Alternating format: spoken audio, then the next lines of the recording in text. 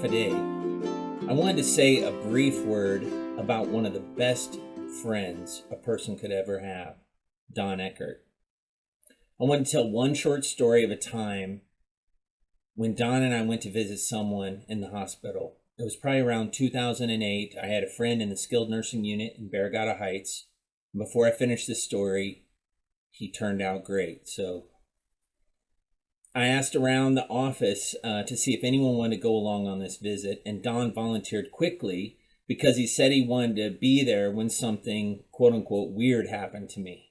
And I had a string of a few crazy events. I picked up a hitchhiker with Chad, and we ended up driving him all around the island. I had an intern with me, and we were doing some visits, inviting people to church, and we came across an unconscious person and a few other crazy things. And so I think Don wanted to be there just in case something weird happened, in his own words. So he did have a point. He had me on that.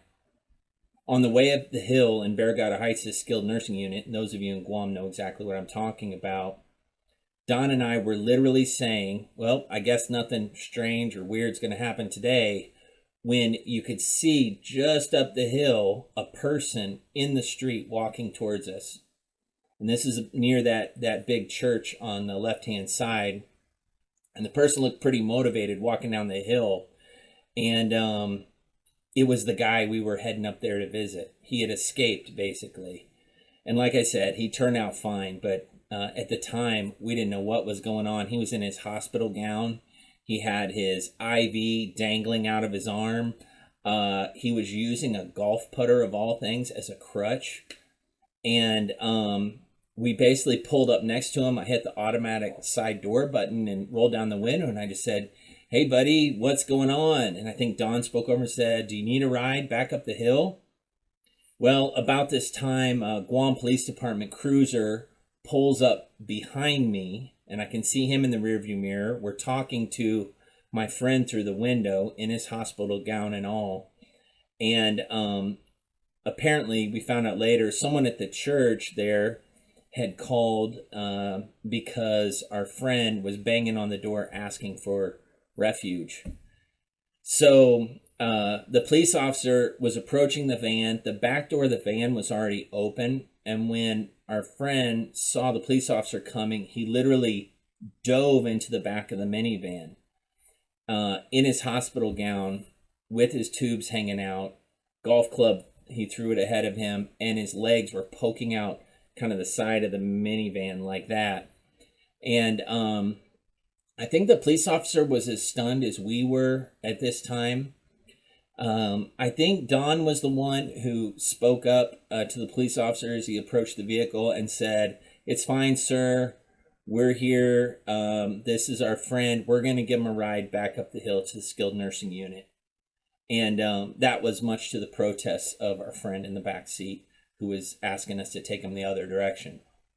But we got him back up to the hospital, skilled nursing unit, and got him under the care of the staff. And once he was okay, he was just having a bad day. We went back to my van, and we kind of got in the van in the parking lot there.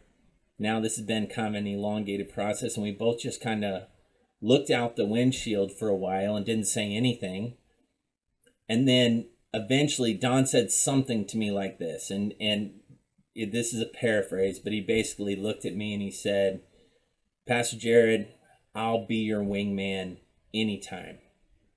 Now, I appreciated that, and I knew what he meant. He was hoping some other crazy thing would happen, but he was a great wingman, and we really had a lot of great adventures together, and, maybe none quite as strange as the one I just shared.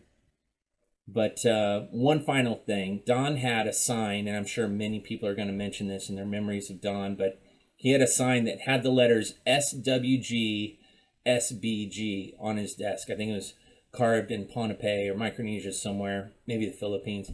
And it stood for Short White Guy Saved by Grace. And I guess you could call Don a small guy if you measure stature by inches, vertical inches. He wasn't very tall. But if you measure a man by the stature of his relationships with his family and friends, and his testimony for Christ, and his reputation in the community and the influence and lasting impact he has on all those around him, then I guess Don was actually a pretty big guy. Matter of fact, by those standards, I guess he was one of the biggest men I ever knew and will ever have the privilege to know. He was the best of friends and is sorely missed. All of our love goes out to Tessie, Janice and Brienne, Kyle, the rest of the family, son-in-laws, grandkids, his family in Wisconsin and abroad. We love you all and just want to send this memory to you to hopefully put a smile on your face, but also let you know we love you, and we're praying for you guys, and all our love from here in Iowa. Thanks for letting me share.